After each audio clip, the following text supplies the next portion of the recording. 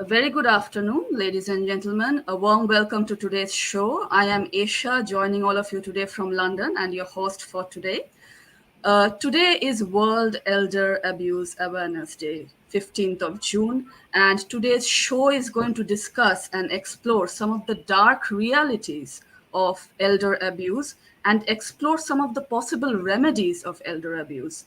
Unfortunately, abuse of senior citizens is an underrated and underappreciated phenomenon when it is compared to other vulnerable groups in society.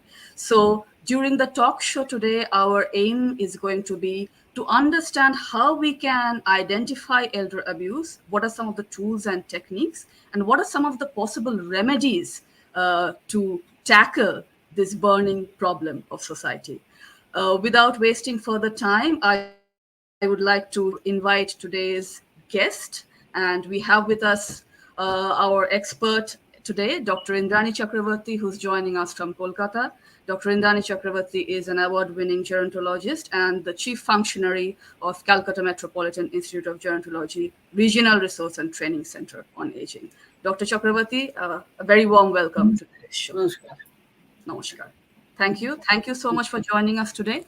So, Dr. Chakravarti, is a day which is quite significant because 15th of June is World Elder Abuse Awareness Day. As I said at the very onset of today's show, that it is an underappreciated and an underrated problem when compared to other vulnerable groups. So, in today's show, we are going to discuss more about the types of abuses, the categories of abuse that we can see in society, and what are the possible solutions and remedies that are in place, and how we can go about dealing with the problem. Let me start with the very first question, Dr. Indrani. Why is it so difficult to identify or pinpoint elder abuse? So, at the outset, I would like to say that we will focus mostly on that kind of abuse which occurs within the four walls of the household, where the perpetrators of abuse are near and dear ones, children, adult children, caregivers, spouse, where trust is the basis of relationship.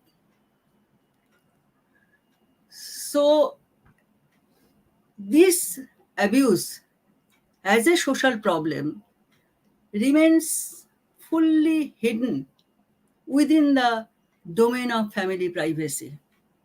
So that is the most important point while we are discussing anything about abuse. Yes, we have very little statistical data regarding elder abuse.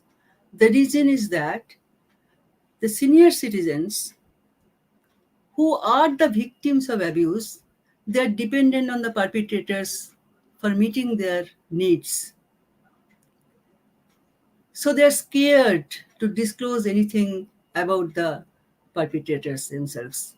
And secondly, the perpetrators, they do not want to disclose, share, or acknowledge this kind of behavior because they know fully well that our society will not sanction this type of behavior. Indian society is automatically respectful to elder persons, and it is actually they never sanction, they never approve this kind of abusive behavior of the children. So they do not want to disclose it. So this is the reason that why we don't have data regarding the percentage of abuse that is going on. So there are three major reasons why it is very difficult to detect abuse. The first is there is no, there are three reasons. Let me say what are the three reasons. That is, the first is the lack of mandatory mechanism to report mistreatment. The second is our value system. Our mothers, they never want to complain against their son or daughter. So a stigma is attached all the time. So they do not want to say anything about their children. So where trust is the basis of relationship, They do not want to say anything against their children. And the third point is lack of any definitional clarity. What is abuse? So it is not easy to prove that son's behavior or daughter's behavior is abusive. And that is why it is very difficult to detect abuse in our country. Thank you, ma'am. So, as you said that, so the problems, one of the key problem is that the perpetrators of abuse are Yeah. the beloved ones of Yes. those who are being abused. And here, this is the emotional turmoil and the family dynamics and the relational dynamics and the cultural equation which comes into play when it comes to elder abuse, and which makes the whole problem much more complex than expected. Complex. Yeah. Yes. So from here, ma'am, if I move to the next question, although you say that it is very difficult to identify, detect elder abuse, and there are limited mechanisms to come about and detect abuse of senior citizens, during your years of work, what are the types of abuse or types of elder abuse that you have observed? Very broadly, we divide abuse into two groups. One is overt, another is covert. Overt is direct, obvious, whereas covert is hidden. Hidden. So whatever be the type of abuse, it affects the well-being of the senior citizen. It deprives the elderly of love, care, concern, and understanding, very much needed for their well-being. Though it is very difficult to detect abuse, case study method, researchers adopted various other methods. One is case study method, focus group discussion is another method, and life cycle approach, some qualitative survey. Uh, this type of research methodology have taken to understand what exactly is going on within the four walls of the family. The first is that it reveals, all this stray research reveals that the perpetrators of abuse constitute adult children, more than 80%.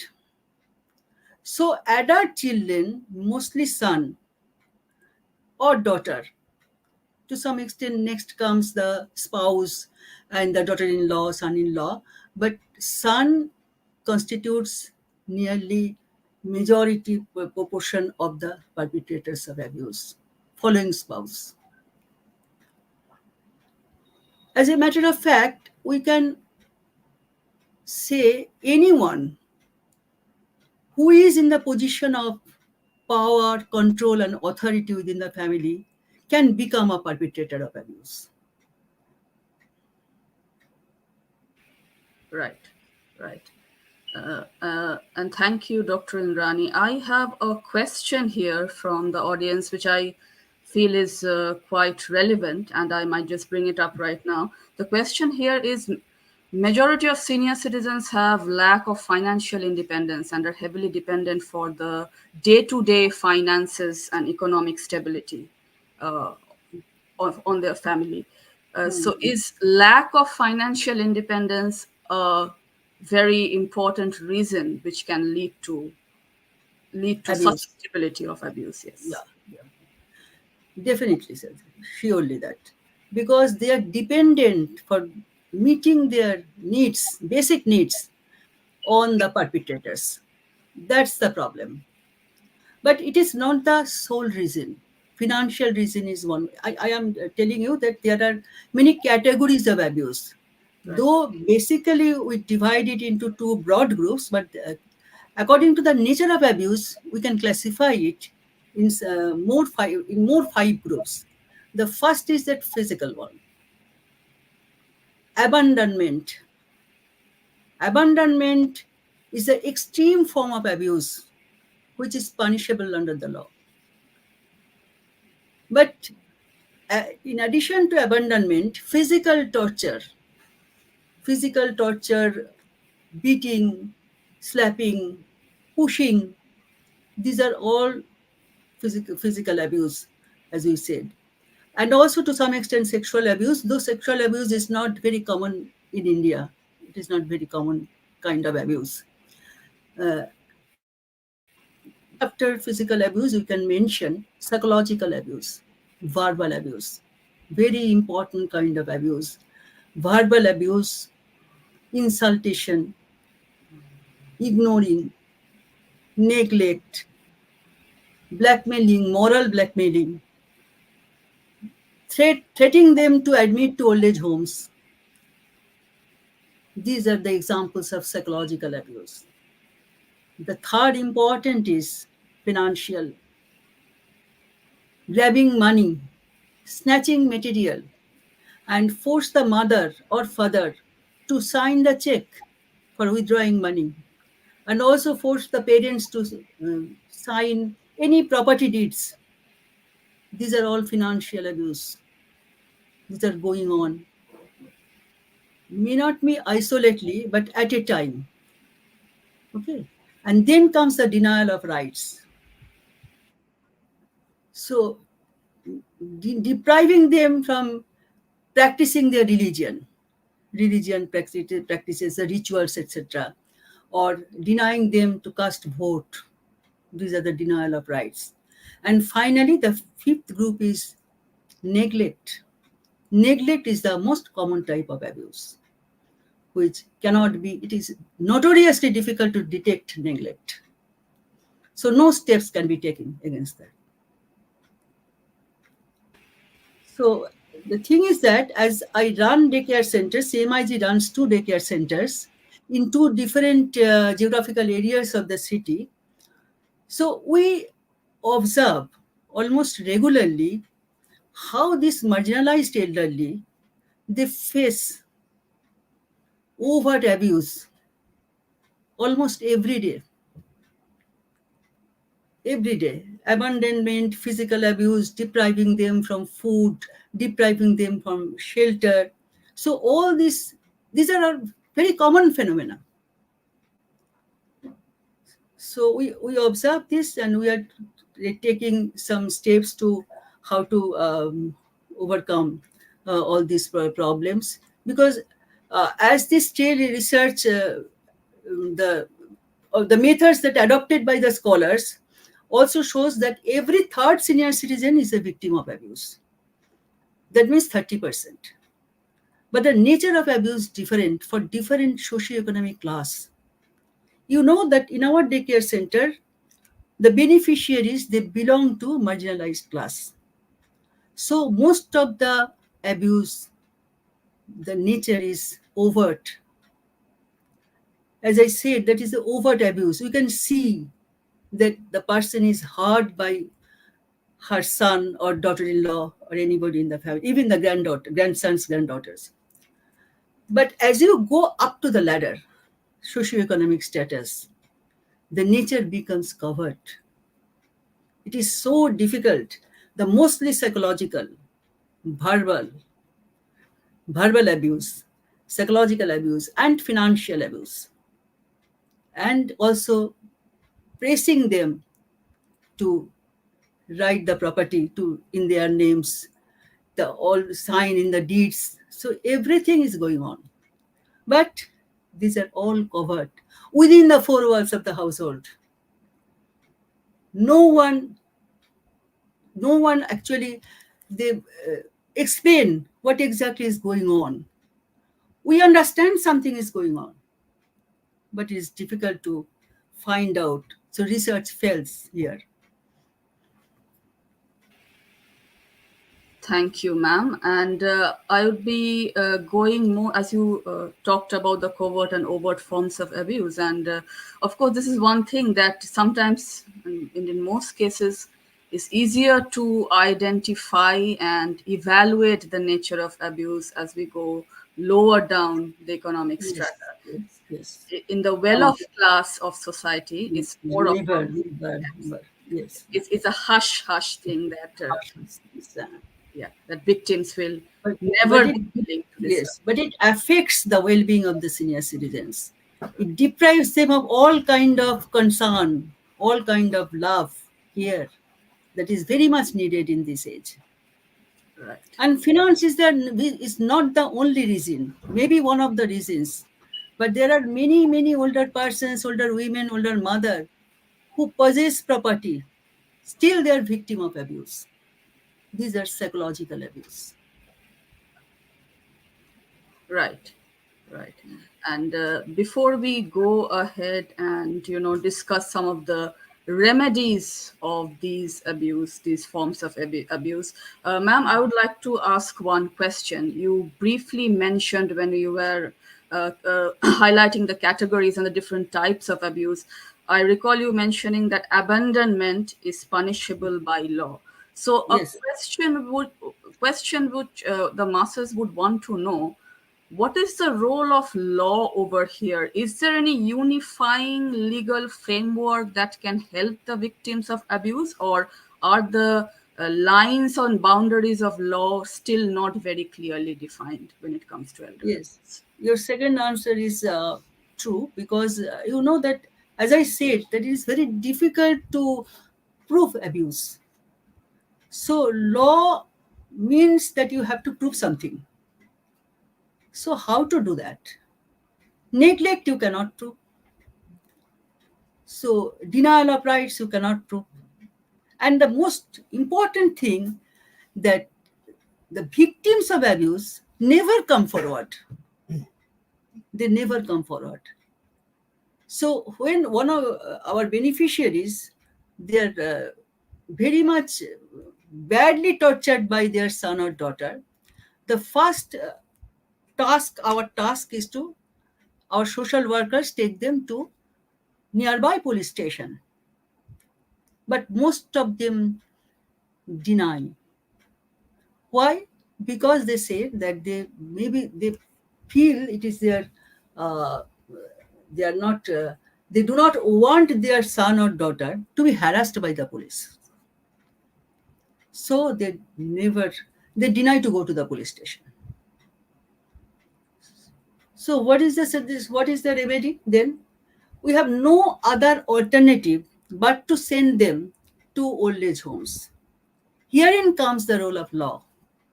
Because you know that new law has come into existence, that Maintenance and Welfare of Parents and Senior Citizens Act. And according to this law, in every district, there must be an old age home for the indigent elderly persons. In our state, West Bengal, there are 28 such old age homes. And the NGOs run this old age home, and they get the financial help, as we call GIA, grant in aid, from the Ministry of Social Justice and Empowerment. So these beneficiaries, finally, we send them to these old age homes for their. So here, this in the old age homes, they can stay with dignity during the last phase of their life. That is the ultimate thing.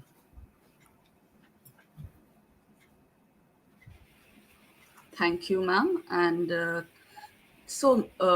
from here, if I would just have to, try and understand, this is like a heterogeneous problem, which This is the cannot, heterogeneous. yeah, Yes, very like, much. yes, so there can be multifold solutions to it, and it's like there's no one clear cut remedy or no one clear cut solution of elder abuse. But if you were to discuss some of the important Remedies. remedies of elder abuse, Yes. then what would you like to say? Yes.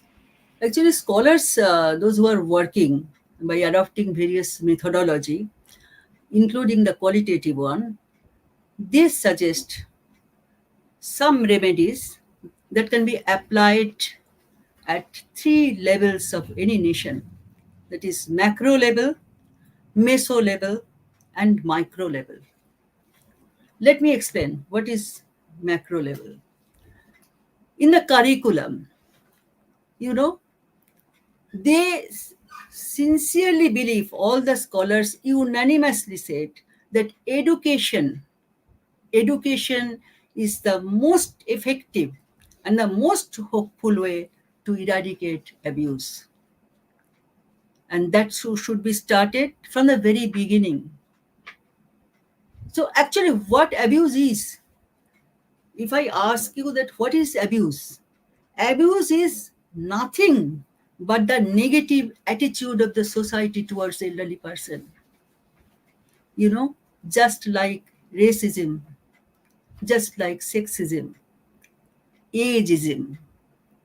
Ageism is the term coined by Robert Butler, very renowned gerontologist of USA. Ageism means the stereotyping, and this type of stereotyping can be eradicated, can be ruled out through education only. Again, if I come to the meso level, on PPT model, we can do something. Some of the study reveals that adult children, many adult children, they provide 24 hours caregiving role. They perform this caregiving 24 hours caregiving role for their parents. Sometimes this 24 hours caregiving role lead to abuse, generate abusive behavior, irritation, some kind of irritation. So to rule out this possibility, more and more 24 into 7 uh, facilities like hospice, palliative care, helpline, multi-service center, counseling center should be set up, many more in numbers on PPT model. This is at the meso level. And finally, at the micro level, in 1999, our national policy on older persons has been formulated, and it started with the sentence that seniors are asset to the society, not a liability. They are not just consumers of goods, they can be their producers. And they have huge potentials that can be utilized for the benefit of the society. So, what we feel, what we say, productive aging, the seniors can do many things. Purposeful activity, some planning after retirement, according to their aptitude, some kind of engagement. These are the need of the hour. And finally, another point is that strong social bonds outside the family. And this is mostly applicable for the mother and widowed mother, because the widowed mothers are the victims of abuse compared to their counterparts. Only if they can join the ladies club, the senior citizens organization, the retired welfare organizations, only this kind of, and engage themselves in some kind of activities. There are so many activities. They can learn something. Lifelong learning is a concept that has come now in the society. Any kind of activity help them to prevent abuse. And also the family members, they also will not abuse them, because most of the time some of the activities are more important in their life than just family problems. So they have to go out from the four walls of the household. Thank you, ma'am. And of all the things, all the points that you emphasized over here, one of the things that I specifically picked up, being a an oncology researcher myself, if a senior citizen is terminally ill and Yeah. suffering from terminal illness like cancer or Yes. very prominent diseases like Alzheimer's or dementia, which completely erodes their intellectual capability and any sort of capability of rationality or memory or anything like that, the circumstances become much Yeah. more More, dangerous. because they need 24 hours care. Right, They need 24 hours care. And here comes the financial condition. right. So it is still very expensive in our country. Only a proportion, a percentage of senior citizens can afford to do that. So abuse is obvious in that case. Who will Right. take care? That is why more and more, I mean, that hospice, helpline, uh, palliative care services should come up more in the society. These Maybe these uh, these more than, services yeah, should come into services. play. These services are very, very important. Yeah. Okay, and these should come into play and increase in numbers and penetrate in Number. different, yeah, Yes. penetrate in different areas of the society. Ma'am, I have a quick question from one of our viewers. She's requesting if you can slightly elaborate the maintenance law that you mentioned. You know, there are some unique characteristics of this law, because this is the first time that our country uh, formulated this kind of law. And the unique characteristics is the name is the maintenance and welfare of parents and senior citizens. What is the difference between parents and senior citizens? No law so far in our land distinguished between parents and senior citizens. This law first distinguishes that, but senior citizens may not be parents, they may not have any offspring. So the law is equal for everyone, all senior citizens 60 plus in our country. It is applicable to everyone. That is the first point. The second point, the unique characteristics is not only the biological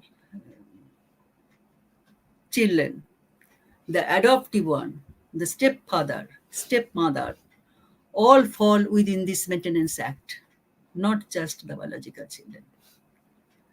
And third point is that the senior citizens 60 plus, as we know, but sometimes if the tribunal feel that they need some maintenance from their children, then they can reduce the age. For example, the widow mother, she may not attain the 60 age, but they need very badly the maintenance from his son, so she can apply, she is eligible to apply. And fourth, we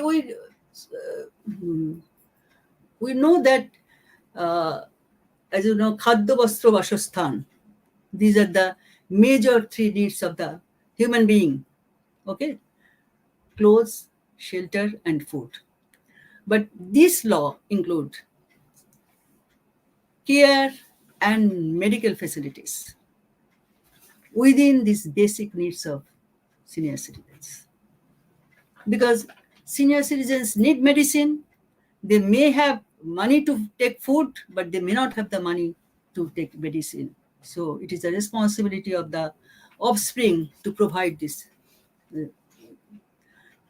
the basic facilities. This is the basic facility of the senior citizens. And then again, the most important thing, there are many, I just try to remember the unique characteristics of this, that if the parents give their property to the wife or children with the expectation that the children will take care of the parents during old age, but they fail to do so. In that case, that property, the tribunal has the power to to return this property to the senior citizens, and this, I mean, this, what is it say, that the deed will be uh, cancelled, will become null and void. Okay, so there is I think there's a most important point. Most important point. Right. And there are many, the tribunal and tribunal, no lawyer is required here. No, there, no money is required, no lawyer is required, and 90 days time is given. There are two tribunals, and in every district, at least one maintenance tribunal and one appellate tribunal is there. In our state, West Bengal, in every district there are maintenance tribunal and appellate tribunal. And if you apply for maintenance within 90 days, the maintenance tribunal will give their verdict. No lawyer is required, no money is required. It is free for everybody, for all senior citizens. Thank And you. if the only senior citizens can appeal to the appellate tribunal. The children cannot go there. Okay. That is also important point to be mentioned. There are many. I think that I'm not prepared to do this because law is so big and so large. There are These so many sections. Yeah. of course. These are the salient features, and I believe that you have Yes, yes. These are the described. salient features and some unique characteristics of the law. Yes, yes, Yes. and I believe you have described at large the Yeah, yeah. most relevant and the most Most important. relevant points and some unique points, That's right. because So property can go back to the senior citizens. right, Yeah. and And that's there a is a very power given to the maintenance tribunal. So maintenance tribunal can act as first judicial magistrate, the same power, and as a court. It is an administrative office, but sometimes they act, when they become the maintenance tribunal, they act as a court. So they have the right to summon somebody to show them some documents, etc., etc., etc. right. Thank you, Dr. Indrani, for explaining at large the maintenance law. And so, thank you so much. Now, let us move on and focus on the 2024 theme for elder abuse. If you'd Now, like to say a few words on the 2024 theme for elder abuse. yes, the theme is spotlight on older persons in emergencies. You know, emergencies like pandemic, like war, or natural calamities, any kind of natural calamities. All these situations increase the risk of elder person being abused, increase the risk of being abused. More and more they become the victim of abuse. It is financial abuse, it is physical abuse, and it is psychological abuse. So this time that United Nations, it emphasizes the urgent need to protect and support older individuals during this crisis period, and also highlights the need to provide training, education to the caregivers, to the emergency workers, to the family members, and the public in general.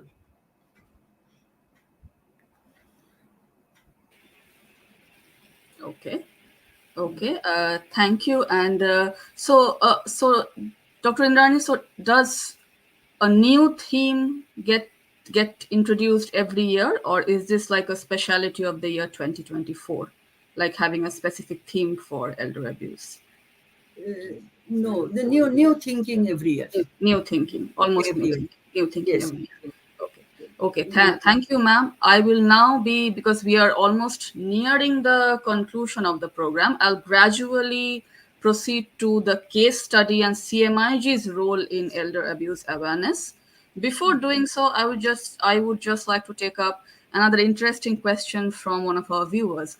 The question is that can elder abuse and neglect vary or have different interpretations in different cultural environments? For example, the viewer has given the example. For example, a grandmother might consider not being involved in her granddaughter's marriage, the decision making or the choice of partner, as a neglect or an emotional abuse in some traditional societies. But in Yes. some more advanced or Western Yes. societies, this is a very acceptable norm or a very acceptable tradition. Yes. The who ask these questions and convey my gratitude and thanks to her or him, because Yes. this is absolutely okay. Because you know that it varies from culture to culture, from country to country. Right. In our country, we feel if my son never includes me in any decision making process, I Right. feel insulted. I feel as I am the surplus member of the household. I'm nobody here. I have no power, no authority. So, something it is not inclusion, as we said that it's an inclusive family. It's not like that, but they're completely different in developed countries. It differs from culture to culture, from country to country. Absolutely, absolutely. So, and I believe each culture has their own ways, of, Yes, yeah, yes, defining and evolving with yes. generations as well. Because India is automatically respectful Yes, to elderly person. yes, And it is absolute. This abusive behavior is absolutely contradictory to our value system. Absolutely contradictory. It may not. This thing also vary from country to country. that's right. That's right, and thank you. I hope you have got your answer, and thank you so much for such a relevant question. Any question? Yeah. Truly appreciate that. Many thanks. And Dr. Indrani, now I would like to move to the last leg of today's show, which is the case study that we have got from Yes. CMIG. So, first, I would be playing the case study because we are trying to show some Yes. examples and cases of real life sufferers and victims who come to us and have this are undergoing through this very painful problem.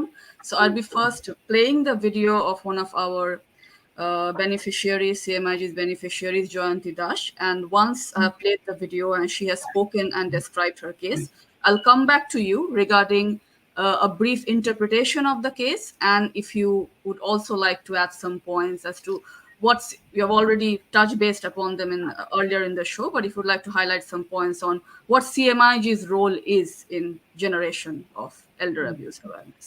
So I would now be going to the case study of CMIG's beneficiary, Jayanti Dash. আমি জয়ন্তী দাস। আমি সোপানকুঠিতে মায়ের কাছে এসেছি। মা আমাকে অনেক সাহায্য করেছে। সাহায্য সত্ত্বেও আমি সব জিনিস আমার ছেলে এসে বউ এসে নিয়ে যেত, কিন্তু তা সত্ত্বেও আমার উপরে এই অত্যাচার আর শেষ হয় না। আমি 3 মাস পুলিশের থানায় ঘুরেছি, আমি ভিক্ষা করেও খেয়েছি, আমি লেকেও ভিক্ষা করেছি, রাস্তা রাস্তা হাত পেতে খেয়েছি। কিন্তু আমাকে কোনো রকমের পাশের বাড়িতে আমি 3 মাস ছিলাম, পাশের ঘরে বদ্দির কাছে। সে বদ্দি হলো আমার কারখানার লেবার, তার কাছে থাকতাম। আর তারপরে সেইখান থেকে আমাকে টেনে নিয়ে এসে বৈধু মারধর করে। আমি এই মারধর আর সহ্য করতে পারি না। পাশে আমার একজন বুয়া বলে একটি শিবশঙ্কর বলে একটি ছেলে আছে, জয়দেবের ছেলে। সেই ছেলে আমাকে সেই আশ্রমে নিয়ে যায়। আশ্রমে নিয়ে গিয়ে সবার সঙ্গে পরিচয় করে দেয়। অলকানন্দ আশ্রমটা করেছে, সেই আশ্রমে আমি থাকার জায়গা পেয়েছি। তাতে আমি অনেক সুখে আছি। আমি আর কোনোদিন বাড়ি যাওয়ার আশাও করব না। আর মা আমাকে যা হেল্প করবে সেই হেল্পে আমি এখন চলবো। ওখানে কিছু টাকা দিতে হয়, কিন্তু আমি তো টাকা পাবো কোথায়? এই মায়ের যা সাহায্য পাবো সেই টাকা আমি সেই জিনিস ওদেরকে দিয়ে দেবো, দিয়ে সেখানেই আমি থাকবো। আর আমার একটি প্রতিবন্ধী মেয়ে আছে, সেই মেয়েটির উপরে অনেক মারধর হয়। তারপরে আমি 3-4 মাস একদম পাগলের মতো ঘুরে বেড়াইছি। আমি তখন আমার লজ্জা শরম কিছু ছিল না, আমি ভাত পেতে ভিক্ষা করে খেয়েছি। কিন্তু তবুও আমার উপরে অত্যাচারের শেষ নেই। পুলিশের থানায় কিছু করতে পারেনি। আমি যখন ভোট দিতে যাই দেখি আমার ছোট ছেলে ভোটে বুথে বসে আছে। আমি যখন ভিতরে ঢুকছি তখন আমার ছোট ছেলে বলে দেয় যে জয়ন্তী দাস 19 নম্বর। আমি 16 নম্বরে ভোট দিয়েছি। আর আমি তো আর এত দুঃখে এত কষ্টে আমি তবুও রয়েছি ঘরে, কিন্তু বারবার এরকম ভাবে মার খেয়ে খেয়ে আমার এই এই অশান্তি আর ভোগ করতে পারি না। আমি একটা উড়ে বাগানে আশ্রমে চলে গেছি। আমি আবার মায়ের কাছে এসেছি, মা সোপানকুঠিতে। মা আমাকে একবার পাঠিয়েছিল আমাকে যে পুলিশের সাহায্য নিয়ে যে ইসে চলে যাও, মেদিনীপুর কোলাঘাটে, সে আমি কোলাঘাটে তখন যেতে পারিনি, কিন্তু এখন আর আমি সহ্য করতে পারিনি। আমি এখন উড়ে বাগান আশ্রমে গেছি। সেই আশ্রম অলকা নন্দা ওরা করেছে, ওরা আমাকে অনেক ভালোবাসে। আমি আর কোনোদিন বাড়িতে যাব না, ওই নিয়েই থাকবো। আর এখান থেকে আমার মা যা সাহায্য করবে সেই সাহায্য নিয়ে আমি এখানে থাকবো। মা কদিন পরে এই অফিস খুললে আমি এখানে এসে থাকবো। আর আমি এখন একটু অশান্তিতে আছি। ওখানে সব বৃদ্ধা, তো বৃদ্ধাদের মধ্যে কেঁচাকেচি ঝগড়াঝাঁটি এরকম হয়, তাও সহ্য করে আছি। কিন্তু ওখানে মুখার্জিদা খুব ভালো, মুখার্জিদা এসে আমার হয়েই অনেক লড়াই করে। তা আমি এখন সুপানকুঠিতেই বসে আছি মায়ের কাছে। আমি মায়ের কাছ থেকে রেশন নিতে এসেছি, মা আমাকে সব কিছু হেল্প দিয়েছে। আবার যখন মায়ের অফিস খুলবে আমি অফিসে আসবো। আমি রোজ, মা তো টিফিন দেয়, সব দেয়, মায়ের কাছে থাকবো। কিন্তু রাতে তো মা ব্যবস্থা ছিল না, আমাকে কোলাঘাটে পাঠাচ্ছিল, কিন্তু আমি কোলাঘাটে যেতে পারিনি। আমার একটা মানসিক প্রতিবন্ধী মেয়ে আছে, সেই মেয়েটার জন্য এখন আমার মেয়েটা রোজ আমাকে গিয়ে দেখে আসে, আমার ঘরের থেকে বালিশ দিয়ে আসে, কাপড় চোপড় দিয়ে আসে। ওই মেয়ে আমাকে না থেকে থাকতে পারে না। আগে কদিন ঢুকতে দিয়েছে আশ্রমে, এখন আর ঢুকতে দেয় না, জানলা দিয়ে কথা বলে চলে আসে।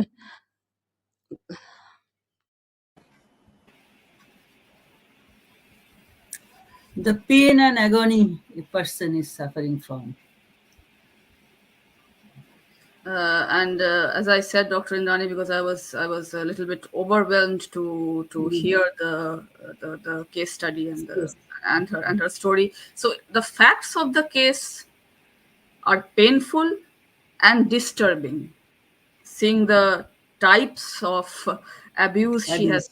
she has faced at multiple coordinates. So I'll have a twofold question here. First of all, a few words from your end regarding the interpretation of this case, and the second part of my question would be a few words, if you can share a few words on CMIG's role in tackling elder abuse. We tried to send this beneficiary to old age home, but could not because she has one daughter and she cannot go alone there. So that is a problem that I could not do that. And you know that we have two daycare centers. So for the time being, one daycare center is closed, as she said, because we don't have the sufficient resource to run two daycare centers at a time. But every month we provide them ration. The problem is it is not food. It is not due to food. It is Spending the time. really spending time and exchanging their ideas amongst their problems, their uh, painful stories amongst their peer groups. So these things are not available now. So that is the problem. And in this ashram also takes money, so 600 per month, and I'm paying that from my own because you know that ours is a government aided organization, and this for daycare center is completely based on charity. So we cannot spend much money on these beneficiaries. In in uh, in this Jayanti Mashima's case, actually his son, I think, he's a pathological. He has some problem, and he has a pathological perpetrators of abuse. Not only he abused his mother, but also the sister. So, but in that case also, I failed to take Jayanti Mashima to the police station. I failed. See, in Bengali there is a proverb, কুপুত্র যদি বা হয় কুমাতা কখনো নয়, and she is the example of that proverb. This is the first thing. And secondly, as you said, that what exactly the role of CMIG, we are the Regional Resource and Training Center of the Ministry of Social Justice and Empowerment, and being RRTC, we have to conduct various programs. I mean that sensitization programs for different stakeholders of the society, for youth, school, college, university students, for the youth, for senior citizens, for family members, for caregivers, for NGOs, for everyone against abuse. You know that one organization has been set up internationally. The name is International Network on Prevention of Elder Abuse, INPEA, and it was founded in 1997. Its purpose is to eradicate abuse from the world, and their slogan is "My world, your world, our world, free of elder abuse." We are trying to do that, but we have very limited resources and limited manpower, so we cannot do. But we are trying to do that at every level of the society. Thank you, ma'am. Thank you. And Kollan, thank you for your comment. Essential program by CMIG. Of course, it's a very, very important program and a very important topic as well. So, ma'am, we have reached almost the end of today's program. My sincere thanks to you for discussing the topic, elaborating so many unheard things and unknown facts and figures, and exploring the realities and trying to emphasize and highlight the remedies of elder abuse. And ma'am, before we close, thank you so much for your time. Before we close the talk show, just if you just want to say a few lines to those victims, because today is World Elder Abuse Awareness Day. If you want to say a few lines to those victims of elder abuse who are suffering in silence, if there's any message you would like to give to them. So I would like to say that please speak out. You know that even telephonic conversation will help them to remove abuse, to rule out abuse to a great extent. So the person who is the sufferer, if he or she do not come forward, how we can do anything for them? So my prayer to everybody is, you say what exactly is going on over telephone, and helpline is also necessary, and we'll give the telephone number to everybody, all the senior citizens in the city Calcutta. We are trying to do that. Not yet realized, but we are trying to do that. Okay, thank you. And hopefully, we keep taking small to large steps in trying to achieve more and more milestones to eradicate elder abuse from our society. And hopefully, all of us together, different professionals, different people, different age groups, across different countries, we manage to create societies which are free from abuse of senior citizens. Thank you. And here we have reached the end of today's program. Dr. Indrani Chakravarti, thank you so much once again for joining us for today's show. And I would like to say thank you and goodbye for now to all of our viewers. Next week, I'll be back with another talk show. Thank you so much. Thank you. Bye. Thank you.